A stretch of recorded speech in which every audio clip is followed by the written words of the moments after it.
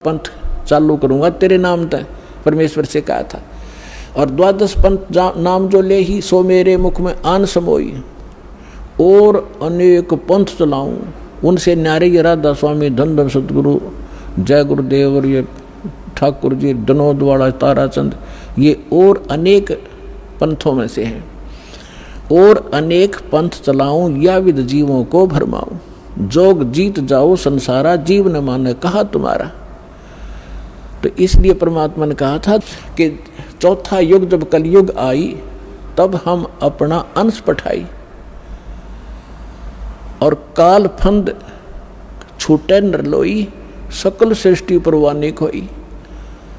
ये तो उन्होंने बता दिया कि 12वें पंथ में मेरी महिमा की वाणी प्रकट होगी, उसके बाद फिर उस 12वें पंथ में हम ही चलावें और सब पंथ मिटा के एक पंथ चलावें।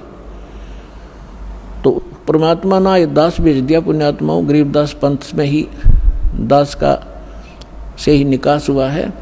फिर क्या बताया है कि कलयुग बीते 5500 पाचा, तब ये मेरा वचन होगा साचा। कलयुग बीत जावे जब एता, और सब जीव परम पुरुष पद चेता।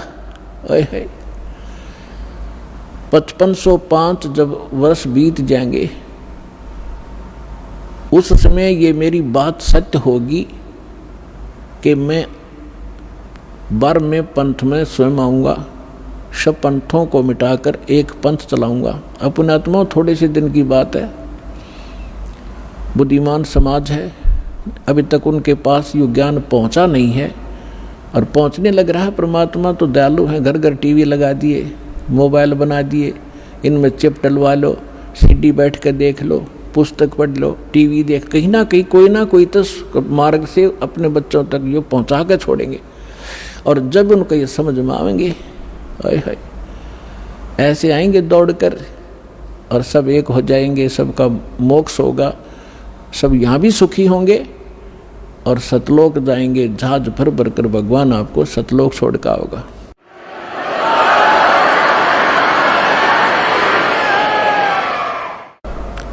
यहाँ जो प्रसंग चल रहा है कि गरीबदास जी जो हैं इनका विशेष योगदान, इसलिए इनकी थोड़ी सी हिस्ट्री सुनाऊंगा ताकि आपको परमात्मा पहचानने में आसानी होगी।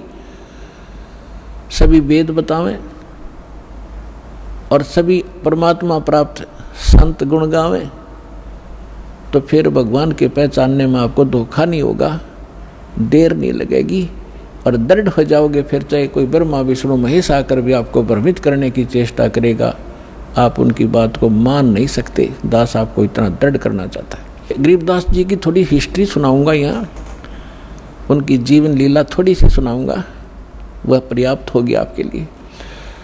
गरीबदास जी गांव करौथा, जहाँ अपना आश्रम है, सबसे पहले हमने 1999 में वहीं से स्टार्ट किया था। 2006 में करौथा कांड इन दुष्ट लोगों ने कर दिया था, वो उधर कोई बात नहीं, हम परमात्मा ने हमारा यहाँ सफलता कर दी। हमें तो अपना प्रचार करना है, चाहे कहीं जंगल में बैठ कर गुणगावा भगवान के, बच्चों तक ज्ञान पहुँच जाना चाहिए। तो करौथा गांव के वो मूल निवासी थे उनके पिताजी, और वो ब्याहे थे गांव छुडानी, जिला झज्जर हरियाणा में, और गांव करौथा है जिला रोहतक में। तो यहाँ उनके नाना के छुडानी के अंदर यानी गरीबदास जी की माता का कोई भाई नहीं था, जिस कारण से उनके नाना जी ने उनके पिताजी श्री बलराम जी को, उनका धनखड़ गोत्र है, अपने घर पे छुडानी में घर जमाई बोलते हैं कि अपने जमाई को वहाँ रख लेना, उसको घर जमाई कहते हैं। तो सारी संपत्ति उनको दे दी, अपनी बेटी को यानी उसके दामाद को। उनके लगभग 2500 बीघा, जैसे राजस्थान में बीघा होता है, तो 2500 बीघा, पहले बीघा ही था यहाँ पर भी, ये बाद में ये बनी है यहाँ पर एकड़। तो 2500 बीघा जमीन था, इतना बड़ा किसान थे। आज के 1400 के करीब, पौने 1400 के करीब एकड़ जमीन बनती है उन 2500 बीघा की। तो सारी संपत्ति के वारिस फिर गरीबदास जी ही थे। 10 वर्ष के बालक थे, उनके पिताजी यानी नाना जी तभी तक वहाँ साथ ही थे। तो उनके वहाँ लगभग 150 गौवें थी। चरागाह, क्योंकि अपने खेत बहुत बड़े थे, गौवें रखते थे। गरीबदास जी उन गौवों के पाली जाया करते थे चराने के लिए जंगल में। उनके साथ में अन्य गांवों के कुछ उनके किसान के यहाँ जो किराए पर पाली होते थे, और कुछ अन्य गांव वाले भी अपनी गौवों को उनके खेतों में चराने के लिए साथ चले जाते थे। संवत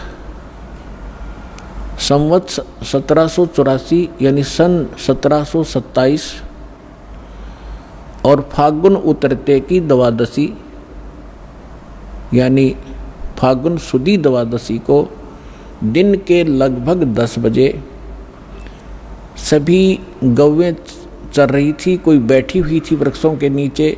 जांडी उस साइड में जैसे राजस्थान के अंदर जांड होते हैं ना, जांडियाँ, ऐसा ही स्थिति थी उस क्षेत्र की उस समय, जो आज बहुत से क्षेत्र में राजस्थान के अंदर। तो वहाँ जांडी ज़्यादा होती थी। उन जांडियों के पास बैठी थी। और एक रास्ता है, गांव कबलाना है, छुड़ानी की सीमा से सटा हुआ। गांव कबलाना से गांव छुड़ानी में कच्चा रास्ता आता था। उस कच्चे रास्ते के ऊपर एक बड़ा पेड़ था जांडी का। उसके नीचे सभी पाली बैठे हुए थे, इंक्लूडिंग गरीबदास जी, और वो भोजन खा रहे थे। अपना 10 बजे से भोजन खा रहे थे। उसी समय परमात्मा सतलोक से आए कबीर देव, एक जिंदा महात्मा का वेशभूषा बना के। कलयुग के अंदर वो जिनको मिले हैं जिंदा, जैसे जिंदा महात्मा कैसा होता है, मुसलमानों के अंदर विशेषकर इस वेशभूषा के फकीर पाए जाते हैं। सिर पर काला टोप होता है, ऊंचे से चुंडे का नूं ऐसे खड़ा सा, और एक ही ओवरकोट होता है काले कपड़ों का, काले कलर का ओवरकोट टाइप एक वस्त्र पहनते हैं, और एक अंडरवियर कच्छा घुटनों तक का। ऐसी वेशभूषा वाले को जिद्दा महात्मा कहते हैं। दाढ़ी केस बड़े हुए होते हैं उसके। इस वेशभूषा में परमात्मा थोड़ी सी दूर पर सतलोक से आकर उतरे, और उस रास्ते, कच्चे रास्ते जा रहे थे। साथ में पाली बैठे थे, गरीबदास जी भी बैठे थे। उन पालियों में बड़े भी थे, कोई 40 वर्ष का, कोई 30 वर्ष का, कोई 10-15 वर्ष का, कोई 50 वर्ष के वृद्ध भी थे, प्रौढ़ भी थे। तो उस समय एक विशेषता थी, रास्ते चलते थे साधु संत का तो आदर था ही था, आम व्यक्ति को भी विशेष रिगार्ड दिया करते थे और प्रार्थना करते थे, आओ जी भोजन पालो, दूर से चलकर आए हो, पैदल चल रहे, आओ महाराज बैठो भोजन पाओ। खड़ा हो गए एक आध भक्त और हाथ जोड़ दिए। परमात्मा तो आए उसी लिए थे, बैठ गए उनके पास।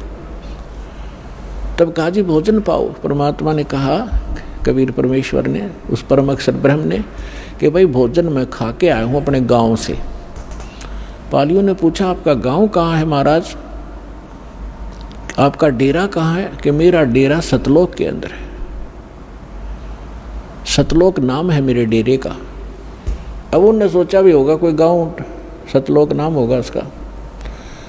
तो महाराज जी भोजन खाओ। परमात्मा बोले भोजन नहीं खाऊं मैं, छका हुआ भी खा के आया। तो दूध तो पीना ही पड़ेगा आपने, हमारे पास ऐसी गौवें हैं, अभी 5 मिनट में दूध निकाल देंगे, ऐसी शरीफ गायें भी हैं। तो परमात्मा बोले भाई अगर दूध पिलाते हो तो कंवारी गाय का दूध पिया करूं मैं। तो सभी कहने लगे बाबा जी तेरा दूध पीने की नीयत नहीं है, आप तो मजाक करते हो, उपहास कर रहे हो हमारा, आप दूध पीना ही नहीं चाहते। परमात्मा कहते पीना चाहता हूँ, निकालो, कंवारी गाय का दूध पीता हूँ भाई मैं। तब गरीबदास जी खड़े हुए, उनकी एक प्रिय बछिया थी जिसको अभी बैल ने टच नहीं किया था, दूध पीना माँ का छोड़ रखा था। लगभग 1-1.5 वर्ष की बछिया हो चुकी थी, 1 वर्ष की, 1.5 वर्ष की। उसकी गले के रस्सी बांध रखी थी, उसको ला पकड़ के और कहा देखो महाराज जी इसके बच्चा तो है ही नहीं, दूध कैसे देगी? परमात्मा बोले कोई एक पात्र लाओ जिसमें दूध निकालेंगे, ये दूध देगी भाई। अब वहाँ एक मिट्टी का बर्तन था जैसे जल पीने के लिए या लस्सी पीने के लिए ले जाते थे, उसको साफ करके रखा हुआ था। तो उसको कहा कि ये रखा जी पात्र, कहने लगे इसको फिर धो दो एक बार अच्छी तरह। फिर धो दिया साफ करके, इसके नीचे रखो गाय बछिया के नीचे। गरीबदास जी 10 वर्ष के बालक पर तगड़े हो जाते थे, पकड़ कर बैठ गए, हंस रहे हैं, देख रहे बाबा जी कैसे दूध निकालेगा। अब परमात्मा ने बछिया के कमर पर थपकी मारी, लंबे लंबे सतन हो गए और दूध की धार बह चली। जब वो पात्र भर गया, अपने आप दूध बंद हो गया। गरीबदास जी हैरान कि बाबा जी बड़ा शक्ति वाला है। अगले महाराज जी फिर पी लो, आपने निकाला। कुछ दूध परमात्मा ने पिया, फिर उन पाली उपस्थित थे, बड़े छोटे जितने भी थे, उनसे से कहा कि बेटा बच्चों पी लो, ये दूध यहाँ का नहीं है, मेरे डेरे से आया सतलोक से, अमृत है, ये पी लो। वो पाली जो बड़े वाले थे, समझदार माने थे अपने आप ने, वो कहने लगे हम ना पीवा जादू जंत्र का दूध, और कुंवारी गाय का पाप लग गया हमारा। अर्थ ने झूठा कर दिया कि मेरा तो कौन सी जाति का है। वो तो उठ कर चले गए। कहते हैं सकल पदार्थ है जग माही, कर्म ही नर पावत नाही। गरीबदास जी बोले ला महाराज जी आपका अमृत कद कद मिला मुझे झूठा। पुण्यात्माओं ये है वो पुण्यात्मा जिनके लिए भगवान भटक रहे होते हैं, जो दृढ़ भक्त होते हैं, उनका स्वभाव न्यारा होता है, उनके लक्षण अलग होते हैं। तो तुरंत गट गट जितना पीना था पियर बाकी रख दिया।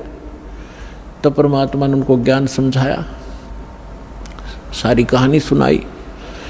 तो परमात्मा से कहा बच्चे ने कि भगवान आप ऐसा स्थान बताते हो, क्योंकि वहाँ तो सारा दुख ही दुख होता था, जैसे राजस्थान रेगिस्तान है ऐसे ही वह क्षेत्र था, ना कोई नहर का साधन था उस समय, दुख दुख थे वहाँ पर, कभी सूखा गिर जाता था। तो परमात्मा ने बताया कि मेरा जो डेरा है बेटा, वहाँ पर ऐसे दूध की नदी बहती है, घी के सरोवर हैं, और वहाँ पर काजू किस्मत सेब संतरे सदा बाहर वृक्ष हैं, वहाँ कोई अभाव नहीं है, बहुत सुंदर लोक है। अब बालक था, प्रबल इच्छा हुई कि भगवान क्या वो लोग मैं देख सकता हूँ। परमात्मा बोले ऐसे नहीं देख सकते, पहले आपने मंत्र लेना पड़ेगा, मेरा शिष्य बनना पड़ेगा, तभी उसमें आप प्रवेश कर सकते हो। बोले जी बना लो, क्यों कैसे बनाओगे मुझे शिष्य। परमात्मा ने प्रथम मंत्र दिया और कहा बेटा अभी तेरे को सतलोक ले चलता हूँ, अपना डेरा दिखा के लाता हूँ। उस आत्मा को निकाला, ऊपर ले गए, ब्रह्मा विष्णु महेश के लोक दिखाए, धर्मराज का लोक दिखाया जहाँ बैठकर वो सबका न्याय करता है। 21 ब्रह्मांड काल के दिखाए, काल की वो तपस्या दिखाई जहाँ 1 लाख मानव शरीरधारी प्राणियों को ये यहाँ का भगवान भून कर खाता है, जिसके लिए आपको यहाँ पाले बैठा है, रोके बैठा है, बका रखा है, आपको मूर्ख बना रखा है। और उस काल के सिर पे पैर रख के परमात्मा उसको ऊपर लेकर गए। अक्षर पुरुष का लोक दिखाया, उस पर ब्रह्म का 21 ब्रह्मांड दिखाए, फिर 12वां द्वार पार करके सतलोक में पहुंचे, गरीबदास जी को देखे। अब वहां क्या लीला की दाता ने, वहां परमात्मा अन्य रूप में, उसी शकल में एक अन्य रूप सिंहासन पर विराजमान है, सिर पर मुकुट है जैसे राजा पहनते हैं, बहुत ही सुंदर मुकुट सफेद कलर का। ऊपर एक छत्र है बहुत सुंदर सफेद कलर का, बहुत सुंदर सिंहासन जिसमें हीरे मोती और लाल लगे हुए हैं, सफेद ही कलर के वो बैठा है भगवान। परमात्मा सतलोक में बैठे भगवान के एक रोमकूप में करोड़ सूर्य करोड़ चंद्रमा मिला दे इतना प्रकाश है, तो उसको चरम दृष्टि नहीं देख सकती, आत्मा की आंखें ही उसको देख सकती हैं। तो गरीबदास जी ने देखा भगवान तो ये है मालिक यो बैठा तख्त पर, और बहुत बड़ा गुम्बद है उसका, जैसे मंदिर नुमा एक बहुत बड़ा गुम्बद है, उसके सेंटर में भगवान विराजमान है। अब नीचे से जो जिंदा महात्मा के रूप में परमेश्वर कबीर जी गए थे उनके साथ, वो वहाँ जाकर चंवर उठा के और सिंहासन पर बैठे भगवान पर चंवर करने लगे। गरीबदास जी ने सोचा कि भगवान तो ये है, ये बाबा जी इसका कोई नौकर सेवादार, कोई इनका चेला चला होगा। इतना सोच ही रहा था, तभी वो तेजो में शरीर वाले भगवान खड़े हुए, सिंहासन छोड़ दिया और करबद्ध होकर कहा, भगवान ग्रहण करो अपना सिंहासन, आपकी अब्सेंस के में आप मुझे यहाँ बैठा कर गए थे।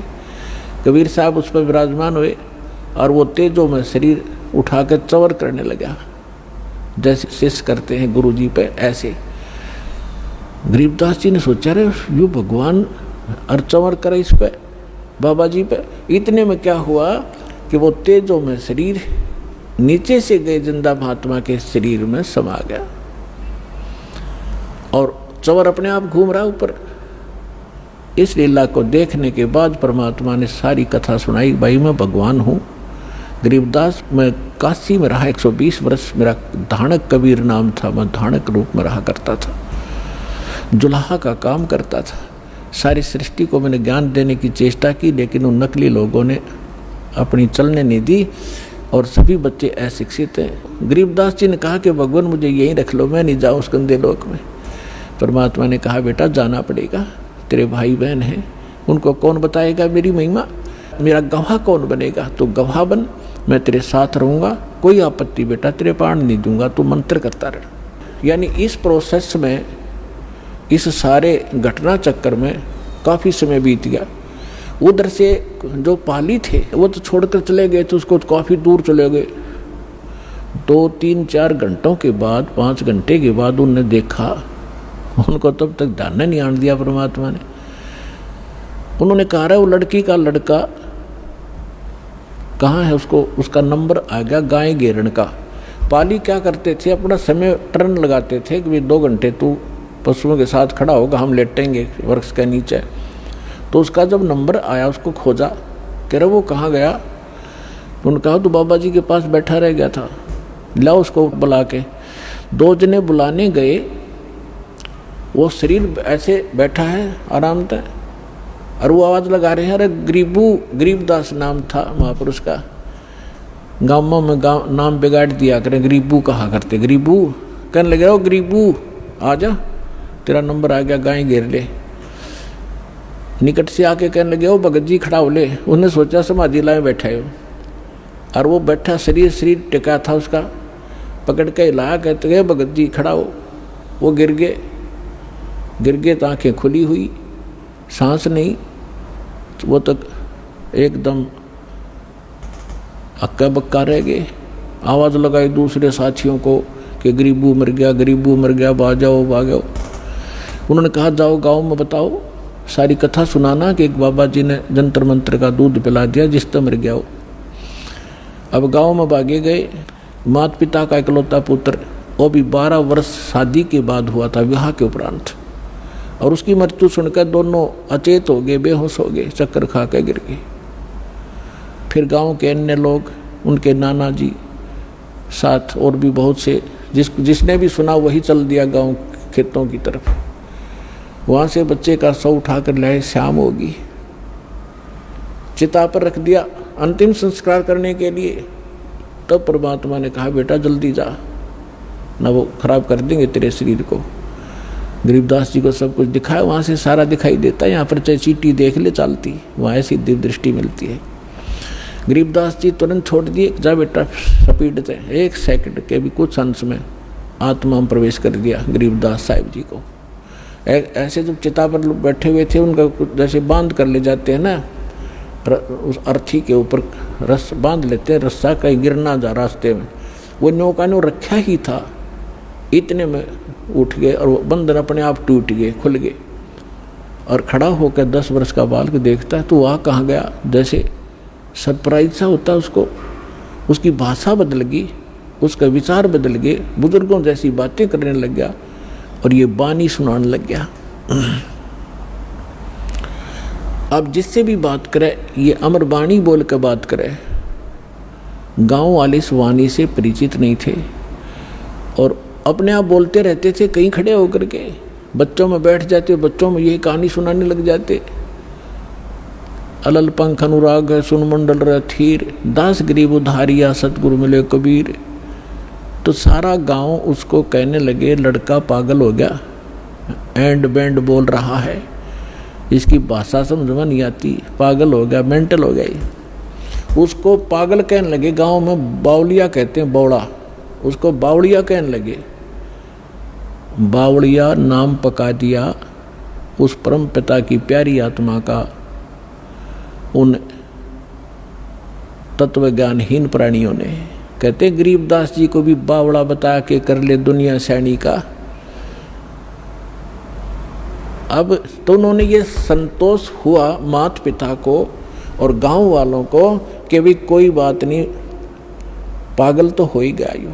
फिर भी इसकी माता या लड़की अपने इस पागल ने देख के इसके साथ अपना जीवन संतोष कर लेगी या मरे नहींगी इसके वियोग में।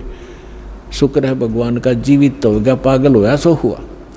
इस तरह 3 वर्ष बीत गए।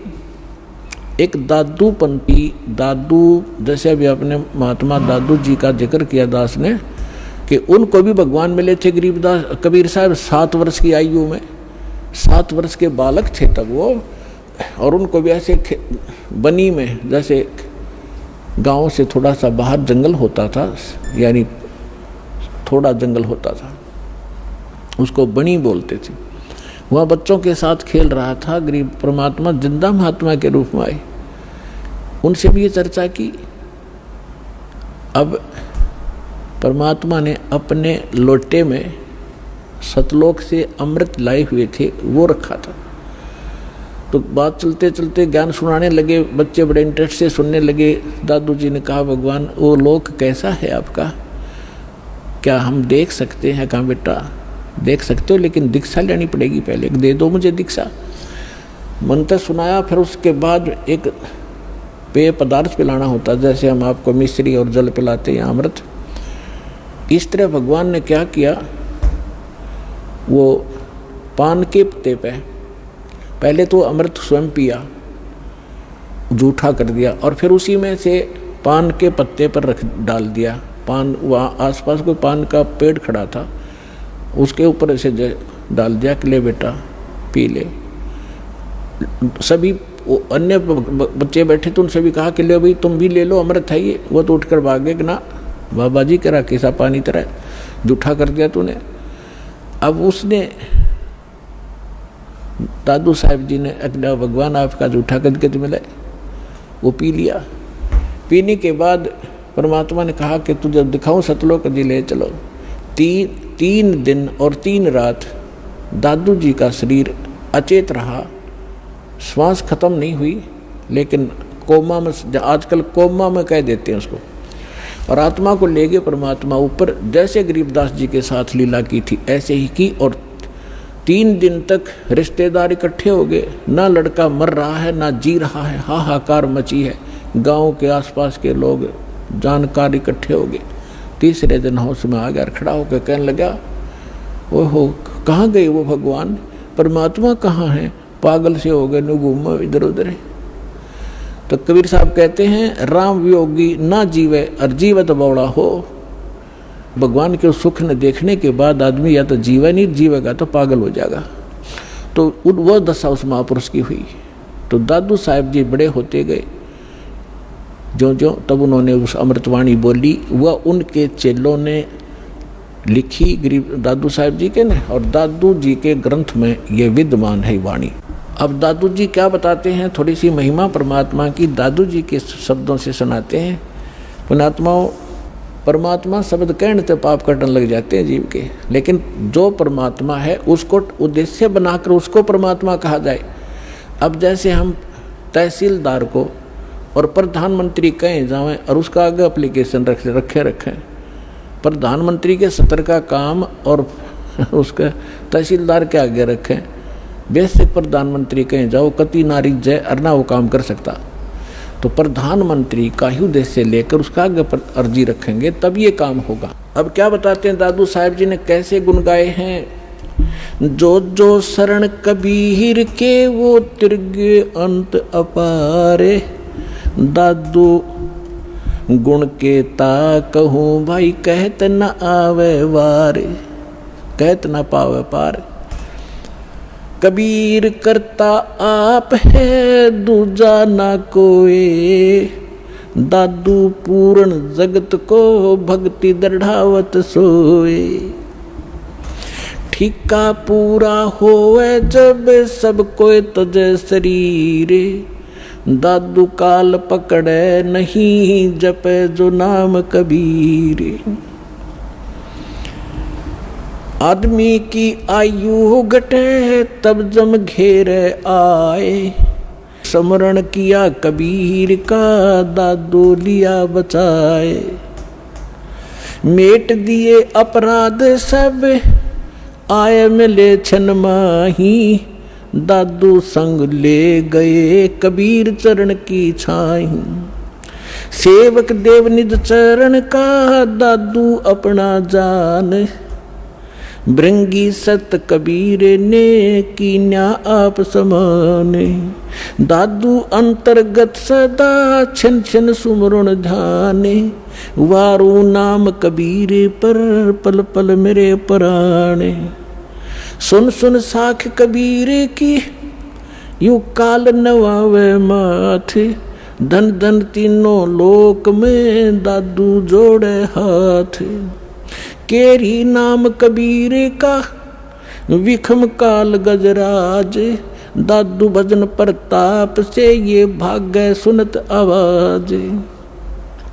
पल एक नाम कबीर का दादू मन चितलाए। अस्थि के असवार को ये स्वान काल ना खाए। सुमरत नाम कबीर का कटे काल की पीरे। दादू दिन दिन ऊंचा होवे फिर परमानंद सुख सीरे। दादू नाम कबीर की जय कोई लेवे ओटे। तिनको कभू लागे नहीं ये काल वज्र की चोटे। और संत सब कूपे हैं कित्ते झरीता नीर। दादू अगम अपार है ये दरिया सत कबीर। अब ही तेरी सब मिटे ये जन्म मरण की पीर। श्वास उश्वास सोमर ले दादू नाम कबीर। कोई सरगुण में रीझ रहा कोई निर्गुण ठहरावे। दादू गति कबीर की ही मोह से कही ना जावे। दादू नाम कबीर का सुन के कांपे काले। नाम भरोसे जो चले होए नवा का वाले। जिन मोह को निज नाम दिया सोए सतगुर हमारे। दादू दूसरा कोई नहीं ये कबीर सिरजनहारे। अब क्या बताया दादू जी ने, क्योंकि गरीबदास जी की महिमा चल रही है थोड़ा सा इसलिए हिंट देना पड़ा। इसका आगे लिंक है इससे। दादू साहब जी क्या कहते हैं कि सुन सुन साख कबीर की। साख माने महिमा, परमात्मा की सामर्थ्य है। सुन सुनने से जैसे परमात्मा की महिमा जहाँ चलती है तो काल भी माथा रगड़े के वो तो समर्थ है। यो काल यहाँ का भगवान जो है, जो भगवान की महिमा कहीं होती है, सच्चाई उसकी सत्य महिमा सुनाई जाती है तो काल भी नाक रगड़े मत्था टेकता है कि हाँ भगवान तो समर्थ ही है। वो कबीर तो पूर्ण परमात्मा है। तो सुन सुन साख कबीर की काल नेवावे माथ झुकावे माथा। और धन हो तीनों लोक में दादू जोड़े हाथ। फिर देखो कैसी तुलना की है। केरी नाम कबीर का और विखम काल गजराज। दादू भजन प्रताप से यू भाग्य सुनत आवाज। अब 21 ब्रह्मांड का स्वामी है। श्रीमद् भगवत गीता अध्याय नंबर 15 के श्लोक नंबर 18 में गीता ज्ञानदाता ये ब्रह्म है, काल है। ये खुद कहता है कि मेरे अंतर्गत जितने भी प्राणी हैं उनसे मैं उत्तम हूँ, श्रेष्ठ हूँ, उनसे तगड़ा हूँ मैं। इसलिए मैं लोक वेद के आधार से पुरुषोत्तम प्रसिद्ध हो रहा हूँ मैं, क्योंकि जितने भी इसके अंतर्गत प्राणी हैं काल के, ये इन तगड़ा है। ये 1000 कला का, ब्रह्मा विष्णु महेश, ये विष्णु जी 16 कला के, और ये 4 भुजा का, वो 1000 भुजा का। यानी इनमें यहाँ के प्राणियों में ब्रह्मा विष्णु महेश हमसे सबसे तगड़े शक्तिशाली है, इनसे भी वो कई गुना शक्तिशाली है। तो ये कोई छोटी शक्ति नहीं है, कहने का भाव ये है। तो यहाँ दादू जी कहना चाहते हैं कि केरी नाम कबीर का, केरी मन बब्बर शेर, और बब्बर शेर कहीं धाड़ मारता हो और हाथी आसपास घूम रहा हो, हाथी इतना भयभीत हो जाता है, लीद कर देता, वो टट्टी कर देता, एकदम इतना डर जाता है, भाजगन की सोचा कि इधर से जान बचाए मेरी। तो यहाँ कहने का भाव यह है कि हाथी कोई छोटा प्राणी नहीं है, आम प्राणियों से तगड़ा है, लेकिन उस बब्बर शेर के सामने वो भी फेल है, उसके सामने उसकी कोई अस्तित्व नहीं है। तो यहाँ क्या बताना चाहते दादू साहब जी, ये बताना चाहते हैं कि केरी नाम कबीर है, परमात्मा का जो सत्य मंत्र है। और कबीर साहब को ऐसा समझो जैसे बब्बर शेर हो, और ये काल भी छोटा नहीं है, विषम काल गजराज, गजराज माने हाथियों का राजा, हाथियों में भी तगड़ा हाथी समझ लो। लेकिन दादू भजन प्रताप से ये भाग्य सुनत आवाज, नाम का सिमरन सतनाम जो आपको दिया जाएगा, ये राम का नाम है। राम राम कोई मंत्र नहीं है, राम का नाम, यानी जिससे वो राम प्राप्त हो वो नाम, वो 2 अक्षर का है। सतनाम जिसमें एक मंत्र है, एक आपको गुप्त है, वो तत्शब्द वो दिया जाता है। आगे क्या बताते हैं, पल एक नाम कबीर का, जो परमेश्वर कबीर जी ने जो सत साधना बताई है, वो एक पल भी अगर जिसने सत साधना से भक्ति कर रखी हो, पल एक नाम कबीर का दादू मन चितलावे, अस्थि के असवार को स्वान काल नहीं खावे। अब देखो इन महापुरुषों की वाणी को समझना किसी बालक के बस की बात नहीं है। ये महापुरुष पाके पढ़े, दादू पंथी, कबीर पंथी, गरीबदास पंथी, किसी ने कख नहीं बताया इनकी वाणी का, ये समझ नहीं सके इनको। पहले तो तुलना की कि परमात्मा को तो केरी बब्बर शेर समझो, और हाथी भी कोई छोटा नहीं है, लेकिन उसके सामने हाथी की कोई अस्तित्व नहीं है बब्बर शेर के सामने। तो हमारे समर्थ भगवान इतने शक्तिशाली हैं इस काल की तुलना में। अब आगे क्या बताते हैं कि आप जिन्होंने कबीर परमात्मा की शरण ले ली, आप बैठ गए हाथी पे, और काल को कह रहे हैं, काल को समझ लो डॉग, कुत्ता। हाथी पर बैठे व्यक्ति को वो स्वान हानि नहीं कर सकता किसी भी कीमत पर। अगर हाथी पर बैठे रहे, रात पर नीचे गिर गए, फिर तो पिंडी पाड़ेगा वो। अगर परमात्मा की शरण छोड़ दी तो काल तो खाएगा ही खाएगा, वो तो उसका तैयार बैठा हो। तो जैसे हाथी के ऊपर इंसान बैठा हो और कुत्ते भौंकते रहते हैं, क्योंकि ये बताना चाहते हैं दादू साहब जी कि आप भगवान की शरण में आने के बाद इस काल की रीत से, पहुंच से इतने बाहर हो जाते हो जैसे काल ने समझ लियो फिर कुत्ता, आप बैठ गए हाथी पे, ये तुम्हें किसी भी प्रकार से हानि नहीं कर सकता, निकट भी नहीं आ सकता, आप इतने सुरक्षित हो गए इस कबीर भगवान की शरण। तो यहाँ क्या बताते हैं, पल एक नाम कबीर का दादू मन चितलावे, अस्थि के असवार को स्वान काल नहीं खावे। स्वान माने कुत्ता, अस्थि माने हाथी पर बैठे व्यक्ति को जैसे कुत्ता हानि नहीं कर सकता, कबीर परमेश्वर की शरण में आने के बाद आपको ये काल कोई दुख नहीं दे सकता। सुमरत नाम कबीर का कटे काल की पीरे, दादू दिन दिन ऊंचा हो फिर परमानंद सुखशीर।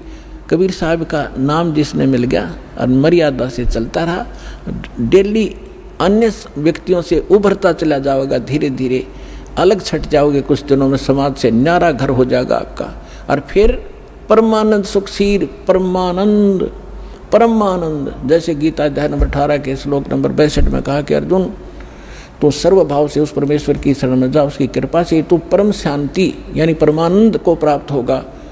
और उस शाश्वत स्थान को प्राप्त होगा। तो यहाँ दादू साहब जी वही कह रहे हैं कि सुमरत नाम कबीर का कटे काल की पीर, दादू दिन दिन ऊंचा हुआ फिर परमानंद सुखसीर।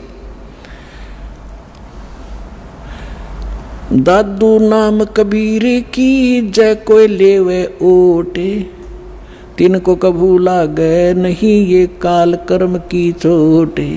काल के वज्र, जैसे किसी का बेटा मार दिया, किसी का बेटी विधवा कर दी, किसी की टांग काट दी, किसी को कैंसर कर दिया, कहते ये काल के वज्र हैं, ये काल के छुरे हैं, हथियार हैं आपको सताने के लिए। कहते फिर काल के वज्र की चोट आप पर असर नहीं करेगी, आप इतने सुरक्षित हो जाओगे। और संत सब कूप हूँ केते दरिता नीरे, दादू अगम अपार है वो दरिया सत्य कबीर। महापुरुषों की वाणी देखो पुण्यात्मा, गदगद आत्मा हो जाती है। अब उनको ये नकली ये आचार्य शंकराचार्य ये मंडलेश्वर महर्षि न्यू क्या करते होता, अनपढ़ थे, अशिक्षित थे, मूर्खा की भाषा है उनकी ग्रंथों में। इसमें कैसी गजब की तुलना की है कि और संत सब कूप हैं। जैसे दास ने परमात्मा की परिभाषा बताई, तहसीलदार भी साहब है, उसकी जितनी शक्ति है उतना ही मालिक है। डिप्टी कमिश्नर भी साहब है, मंत्री, प्रधानमंत्री, मुख्यमंत्री, ये सारे साहब। तो यहाँ यही तुलना की है कि और संत, जैसे आप सुनते हो कि उस गांव में एक बाबा था, उसने ऐसा कर दिया, एक ने ऐसा कर दिया, छोटे मोटे। कहते ये भी अपनी शक्ति रखते हैं, लेकिन वो कंप्लीट नहीं है, उससे सर्व लाभ नहीं हो सकते। आपका तहसीलदार से मित्रता है तो एक रजिस्ट्री करा सकते हो, साल 6 महीने 2 वर्ष 10 वर्ष 50 वर्ष में एक का काम करा पाओगे, उससे बाकी और समर्थ की शरण हो जा तो कितना सारे काम होते चले जाएंगे आपके। इस प्रकार क्या बताते हैं, और संत सब कूप हैं। और संत भी तुम बताते हो कि उसने, जैसे कोई विष्णु का पुजारी है और उसने विष्णु की भक्ति करके कुछ शक्ति संग्रह कर लिया, तो उसमें से बांट सकता है, वो थोड़ा बहुत राह देतेगा, लेकिन दोनों नरक में लास्ट में, चेला भी गुरु भी। तो यहाँ कहते हैं और संत सब कूप हैं। और महात्माओं को समझो, वो तो एक कुआं है, कुआं केवल पीने का काम ही कर सकता है, सिंचाई में नहीं कामयाब हो सकता। क्या हो गया कि दो थोड़ा बहुत भी कभी सारा दिन में सींच दिया तो सफिशिएंट नहीं है। और के तेज रीता नीर, यानी कोई झरने से बह रहा थोड़ा मोटा नाला है, वो भी कंप्लीट राहत नहीं दे सकता उस क्षेत्र को। अब यहाँ बताना चाहते हैं दादू साहब जी कि दादू अगम अपार है, वो दरिया सत कबीर, दरिया है नदी जिसके अंदर पानी का कोई था ही नहीं, उसमें कुएं भी बना लो, नाले भी निकाल लो, नहर भी निकाल लो, नहा भी लो, धो भी लो, सिंचाई भी कर लो, फिर भी फालतू पानी रहे। तो ऐसे समर्थता बताई है कबीर भगवान की, परमेश्वर की, आदरणीय दादू साहिब जी ने। और संत सब कूपे हैं केते झरीता नीर, दादू अगम अपारे है वो दरिया सत्य कबीर। फिर क्या बताते हैं, अब ही तेरी सब मिटाए जन्म मरण की पीर, श्वास उश्वास सुमर ले दादू नाम कबीर। ये कबीर नहीं सुमरना, वो सतनाम है जो आपको दिया जाता है, फिर सार नाम दिया जाएगा। इसका श्वास उस जो कबीर जी का जो मंत्र है वो सिमरण करना है। श्वास उश्वास से सुमर ले दादू नाम कबीर। दादू नाम कबीर का सुन के कापे काले, नाम भरोसे नर चले हुए नवा का बाड़। कबीर साहब का जो मंत्र है इसका सिमरण करते रहना, यो काल आपका कुछ नहीं बिगाड़ पाएगा। जिन मोह को निज नाम दिया सोए सतगुरु हमारे, दादू दूसरा कोई नहीं ये कबीर सिरजनहारे। तब जो दास साहब को गरीबदास साहिब जी की कथा सुनाना चाहता था, अब जैसे गरीबदास जी की कथा सुना रहा है, इसको आगे बढ़ाते हैं। अब इसको जैसे नानक साहिब जी को परमात्मा मिले थे जिंदा महात्मा के रूप में, सचखंड से आए थे। नानक साहिब जी सुल्तानपुर नाम का एक नगर है, शहर है, उसमें एक राजा था, नवाब था, उसके यहाँ नौकरी करते थे खजाने में। और वो प्रतिदिन नदी पर स्नान करने जाया करते थे। एक साथ में नदी बहती थी, बेई नदी बोलते, बेई, उसमें स्नान करने जाया करते थे। वहाँ परमात्मा आए थे जिंदा महात्मा के रूप में। उनको बहुत सी ज्ञान चर्चा गोष्ठी हुई। पहले नानक जी ने अपना ज्ञान बताया, फिर परमात्मा ने बताया। नानक साहब जी ने कहा भी मैं आँखों देखूं तब बाबा जी तेरी गल मानूं। परमात्मा बोले ठीक है। अब नानक साहब जी ने कहा कि मैं इस दरिया में छुपूंगा, मुझे खोजना। तो उन्होंने डुबकी लगाई, गेले परमात्मा ने लगा दी। उनके शरीर को अंतर्ध्यान करके अब स्ट्रीम में ले गए जिधर से जल आ रहा था। वह उपस्थित लोगों ने देखा कि नानक जी मर गए, डूब गए। डुबकी लगाई थी, बाहर नहीं आई, और वो शरीर रख दिया अब स्ट्रीम में जिधर से जल आ रहा था। उधर कोई भी ध्यान नहीं जा किसी का। 2-3 किलोमीटर जाकर शरीर सुरक्षित रखा एक स्थान पर। आत्मा को सचखंड ले गए। फिर सारा कुछ बताया कि मैं काशी में रहता हूँ बच्चा, वहाँ आ जाना, सतनाम दूंगा तेरे को। तो नानक जी तीसरे दिन वापस आए थे, दरिया के किनारे घूमते नजर आए। फिर पहली उदासी उन्होंने बनारस की थी कि खोजूं तो जाकर देखूं वहाँ भगवान अर्धानक रूप में कैसे हो सकता है, कुछ जच्चे कुछ ना जच्चे। जब सामने जाकर देखा वो है जो सकल जिंदा महात्मा वाली ये बैठा भगवान दानक रूप में, जलाए रूप में। भाई सूरत मुल्क की वेश ए ठगवाड़ा ठगी देश खरा सियाणा बहुता बार, ये धानक रूप रहा करता। अब हम गरीबदास जी की कथा सुनाते हैं। तो क्या हुआ, 3 वर्ष के बाद बच्चे को कोई कहे इसका सब झाड़े फूक लो आए, पता नहीं कहाँ कहाँ ले गए, वैद्यों को दिखाया, सब ने कोई भूत प्रेत का साया बताया, सब फेल हो लिया। आखिर में थक लिए, 3 साल में कुछ असर नहीं हुआ। एक दिन कोई दादू पंथी, एक गोपाल दास नाम का लालाजी था, और वो घर त्याग कर सन्यासी हो गया था, बाल बच्चों को अपना जिम्मेदारी सौंप के, और लाल कपड़े पहने हुए थे। दादू पंथ से दीक्षित था। वो किसी भगत के यहाँ आया करता था, उसका चेला था छुडानी में। जब वो आया 2-3 वर्ष के बाद, ऐसे कई वर्ष में चक्कर लगाता था, तो उस भगत ने, उस गांव वाले ने कहा कि महाराज जी, हमारे एक लड़की का लड़का ऐसे ऐसे एक संत ने कुंवारी गाय का दूध पियाया था, वो जंतर मंतर का, और उसके जंतर मंतर कर दिया तो मृत्यु को प्राप्त हो गया था। सुन ली भगवान ने, उसके सांस शेष थे, बच गया। अब वो पागल हो गया, और कहा जाता है कि संत की विद्या को संत ही काट सकता है। अगर आप कुछ दया करो तो बच्चे को बुलाऊं। दादू पंथी गोपाल दास जी ने कहा कि बुला, ये झाड़ फूक करना थोड़ी बहुत ये सीख लेते हैं रोटी खाने के लिए, जितने भी ये संत बने, तो बुला, मैं अभी कर दूंगा ठीक। अब उसने जाकर के उस चौधरी साहब को कहा, उनके नाना जी को, शिवलाल नाम था उसका, शिवलाल, के शिवलाल जी, हमारे पास एक महात्मा आते हैं, बड़े पहुँचे हुए हैं, और वो कहते हैं बच्चे को दिखा दो, मैं ठीक कर दूंगा। 5-7 और बूढ़े बुजुर्ग उसके साथ। गरीबदास 13 वर्ष के बालक को लाकर खड़ा कर दिया। जब दादू पंथी उस गोपाल दास ने पूछा, बेटा कौन था वो, तेरा जीवन नाश कर दिया, तेरे को बर्बाद कर दिया? तो गरीबदास जी कहने लगे, उसने बर्बाद नहीं, मुझे आबाद कर दिया।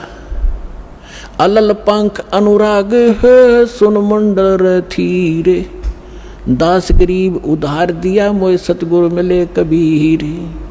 हम सुल्तानी नानक तारे, दादू को उपदेश दिया, जात जुलाहा भेद न पाया, वो काशी माहे कबीर हुआ।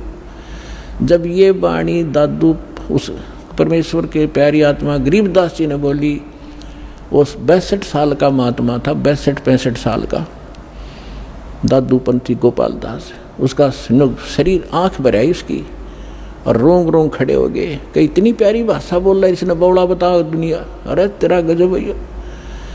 तब उस काफ़ी आध घंटे तक गरीबदास जी वो वाणी बोलते रहे, जो भगवान से परिचित होकर के उन्होंने गैबी ख्याल विशाल सतगुरु अचल दिगंबर थीर हैं दास, ये सारा कुछ बोला।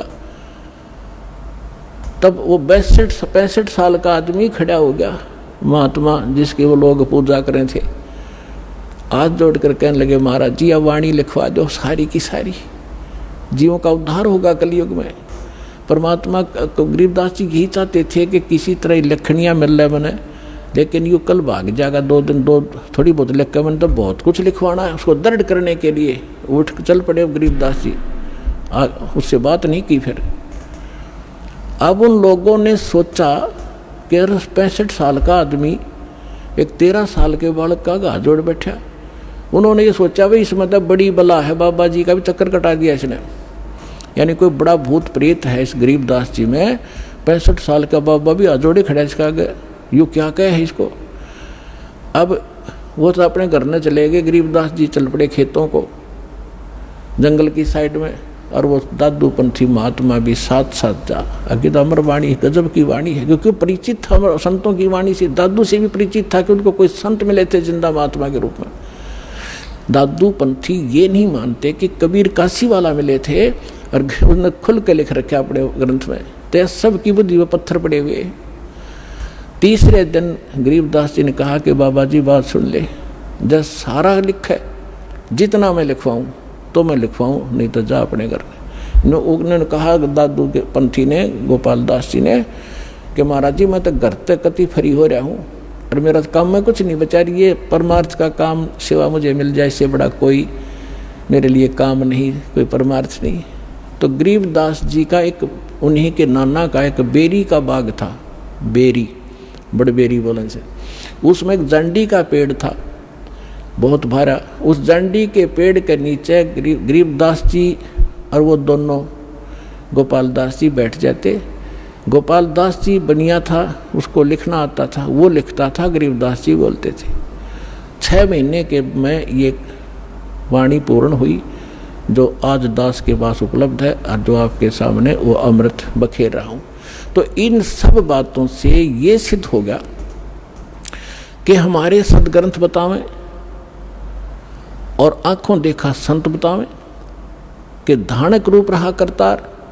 गरीबदास जी ने कहा अनंत कोट ब्रह्मांड का एक रति नहीं भारे, सतगुरु पुरुष कबीर हैं ये कुल के सृजनहारे। तो आज का तो विषय था कि परमात्मा कौन है, कैसा है, किसने देखा है, ये सत्संग। जैसे काल ने कहा था 12 पंथ करूं मैं साजा और नाम तुम्हारा ले करूं आवाजा, 12 पंथ चालू करूंगा तेरे नाम तय, परमेश्वर से कहा था। और 12 पंथ नाम जो ले ही सो मेरे मुख में आन समोई, और अनेक पंथ चलाऊं उनसे न्यारे ये राधा स्वामी धन धन सतगुरु जय गुरुदेव और ये ठाकुर जी डनोद वाला ताराचंद, ये और अनेक पंथों में से हैं।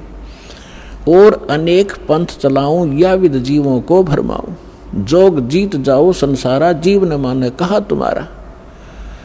तो इसलिए परमात्मा ने कहा था कि चौथा युग जब कलयुग आई तब हम अपना अंश पठाई और काल फंद छूटे नरलोई सकल सृष्टि परवानी खोई। ये तो उन्होंने बता दिया कि 12वें पंथ में मेरी महिमा की वाणी प्रकट होगी, उसके बाद फिर उस 12वें पंथ में हम ही चलावें और सब पंथ मिटा के एक पंथ चलावें। तो परमात्मा ना ये दास भेज दिया पुण्यात्माओं, गरीबदास पंथ में ही दास का से ही निकास हुआ है।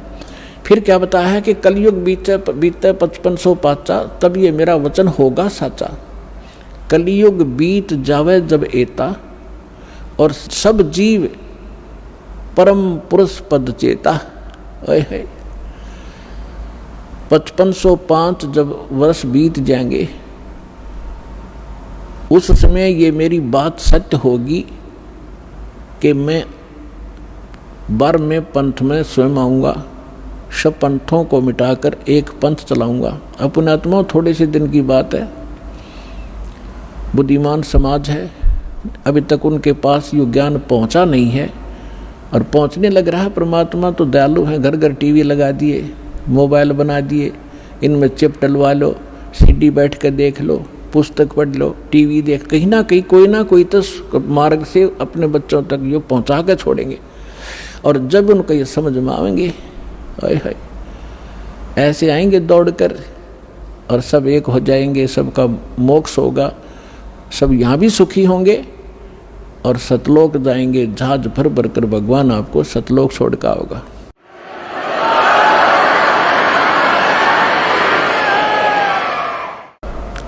यहाँ जो प्रसंग चल रहा है कि गरीबदास जी जो हैं इनका विशेष योगदान, इसलिए इनकी थोड़ी सी हिस्ट्री सुनाऊंगा ताकि आपको परमात्मा पहचानने में आसानी होगी। सभी वेद बतावें और सभी परमात्मा प्राप्त संत गुण गावें तो फिर भगवान के पहचानने में आपको धोखा नहीं होगा, देर नहीं लगेगी और दृढ़ हो जाओगे। फिर चाहे कोई ब्रह्मा विष्णु महेश आकर भी आपको भ्रमित करने की चेष्टा करेगा, आप उनकी बात को मान नहीं सकते। दास आपको इतना दृढ़ करना चाहता है। गरीबदास जी की थोड़ी हिस्ट्री सुनाऊंगा, यहाँ उनकी जीवन लीला थोड़ी सी सुनाऊंगा, वह पर्याप्त होगी आपके लिए। गरीबदास जी गांव करौथा जहाँ अपना आश्रम है, सबसे पहले हमने 1999 में वहीं से स्टार्ट किया था। 2006 में करौथा कांड इन दुष्ट लोगों ने कर दिया था, वो उधर कोई बात नहीं, हम परमात्मा ने हमारा यहाँ सफलता कर दी। हमें तो अपना प्रचार करना है, चाहे कहीं जंगल में बैठ कर गुण गावा भगवान के, बच्चों तक ज्ञान पहुँच जाना चाहिए। तो करौथा गांव के वो मूल निवासी थे उनके पिताजी, और वो ब्याहे थे गांव छुडानी, जिला झज्जर हरियाणा में। और गांव करौथा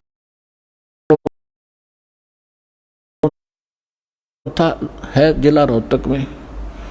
तो यहाँ उनके नाना के छुडानी के अंदर यानी गरीबदास जी की माता का कोई भाई नहीं था, जिस कारण से उनके नाना जी ने उनके पिताजी श्री बलराम जी को, उनका धनखड़ गोत्र है, अपने घर पे छुडानी में घर जमाई बोलते हैं कि अपने जमाई को वहाँ रख लेना, उसको घर जमाई कहते हैं। तो सारी संपत्ति उनको दे दी, अपनी बेटी को यानी उसके दामाद को। उनके लगभग 2500 बीघा, जैसे राजस्थान में बीघा होता है तो 2500 बीघा, पहले बीघा ही था यहाँ पर भी, ये बाद में ये बनी है यहाँ पर एकड़।